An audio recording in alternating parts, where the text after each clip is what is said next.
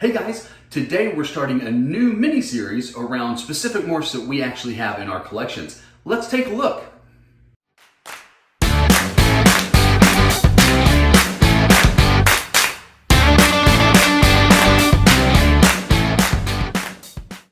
Hey guys, welcome back to the channel.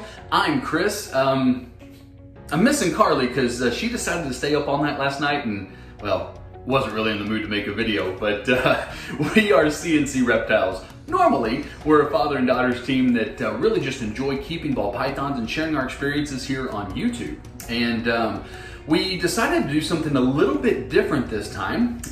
We kind of introduced you obviously a few times to our different animals, but we never really discussed in depth kind of the morph, the history of the morph, or the genes, if you will.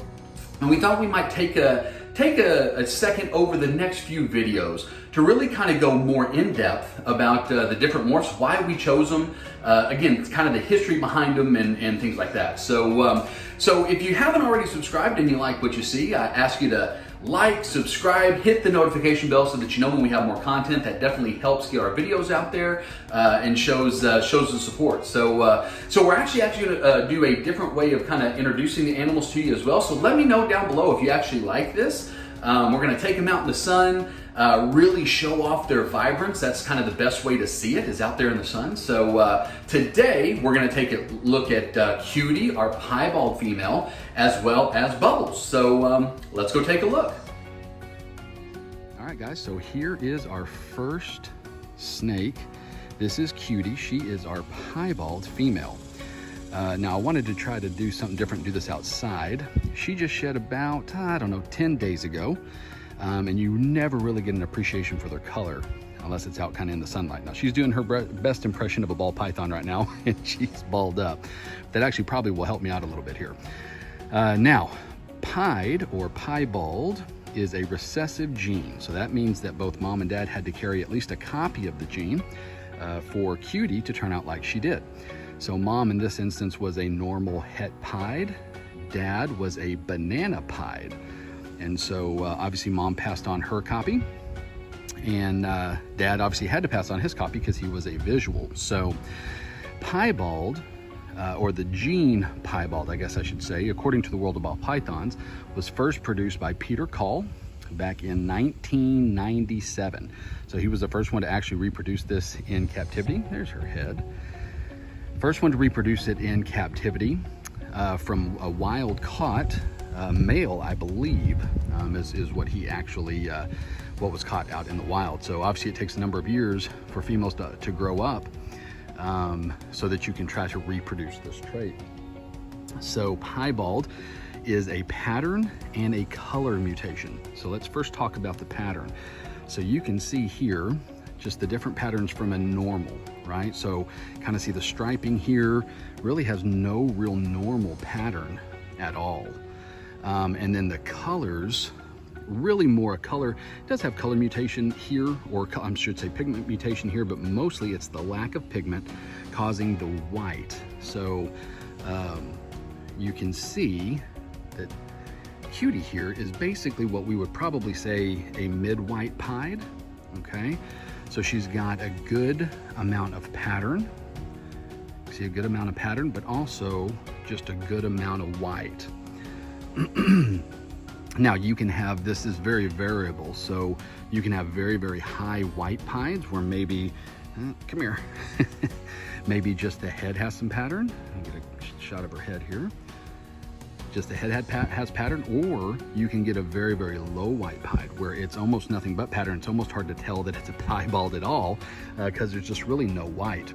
Now with Cutie, what we just love about her, these oranges. Now she's about 950 grams here, so getting really, really close to 1,000 grams.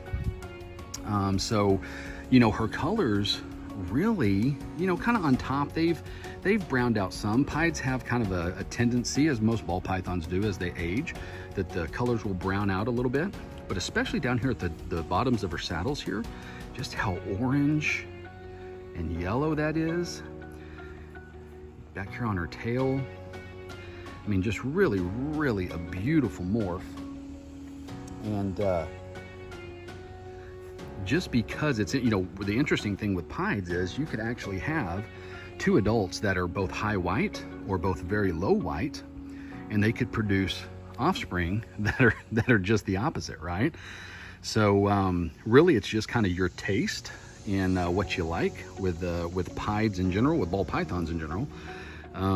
We really like kind of the mid-white pieds that we see right here with Cutie, and she is what we think is just a beautiful example.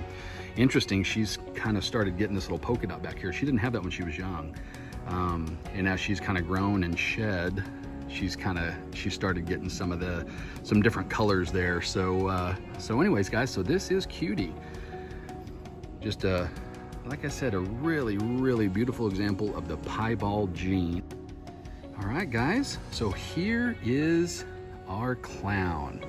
This is Bubbles the clown, and clown is also a recessive gene or morph, meaning again, mom and dad both had to carry at least a copy of the gene. She's gonna say hi. At least a copy of the gene for Bubbles to look like she looks here. In this particular instance,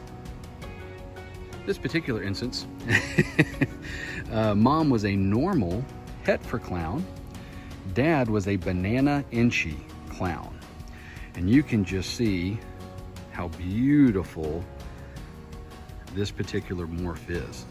Now, this was first produced, according to World Ball Pythons, by VPI, which is actually here in Texas, back in 1999, okay? And obviously you can tell, guys, this looks nothing like a normal ball python, right? So clowns, you're getting a good shot of it right here. Distinctive markers of clowns is the head stamp. Clowns tend to have a very unique head stamp. Also, the dark, thick dorsal stripe that you can see right here, all the way down her back. And then obviously the very, very reduced pattern. And this is why we actually chose Bubbles, was because of the reduced pattern. Like most ball pythons, clown, the morph itself, even with no other dom or codom genes mixed in, the morph itself is very, very variable. So you can have very reduced patterns, much like what we see here with Bubbles. And you can have some that look a little bit more alien head, I guess. So you can kind of see half an alien head here, right? You can get them that look much more alien head than what Bubbles looks. Now, she does, one of the parents did have inchy. Now, she was not sold as an inchy clown. And I don't believe she is an inchy clown. If she did have inchy, I think it would be a very, very low expression of inchy. So I do believe she is a single gene, if you will, clown, single gene recessive, no other dom or codoms. And the cool thing is, if you look at the patterns, see how it's, well, she's not gonna help out here. Very Bubbles on one end, that's the name Bubbles, and just more, you can see nothing really, more of the teardrops on the other end here. See these teardrops down the side?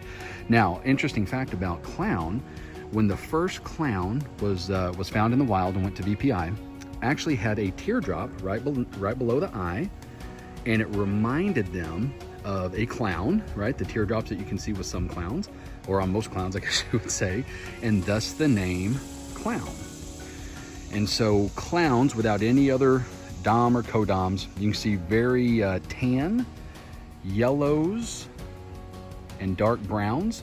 And then right on her tail, look how jet black. That has gotten just more and more black as she sheds. Just really, really an amazing morph. And probably when you start talking about recessives, maybe one of the best recessives to add dominant and codominant genes to. My personal favorite is Banana Inchy, what her father actually was.